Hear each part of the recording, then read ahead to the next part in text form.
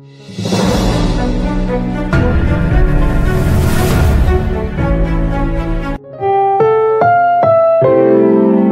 programang ito ay rated SPG. Striktong patnubay at gabay ng magulang ang kailangan. Maaaring may masiselang tema, lengguwahe, karahasan, sexual, horror o droga na hindi angkop sa Welcome back mga ka-episode plus at narito mga dapat nating abangan dito nga lang sa Abot Kamay na Pangarap kung saan itong si Harry ay binigyan nga ng regalo itong si Annalyn sa araw nga ng Kapaskuhan.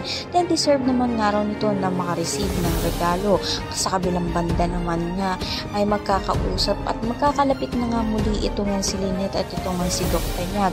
At ang hiling nga niya ay sana nga raw ay magising pa nga raw ang kanyang ama upang makapagpatawad pa nga siya sa mga nagawa nga niya rito. Samantala natuklasan naman nga nito ni Justin na naroon nga ang kanyang ina sa children's party, kaya naman nagalit nga ito at sinabi na nga lang ito ni Giselle na aalis na nga siya. Inabol naman nga nito ni Justin ang kanyang ina.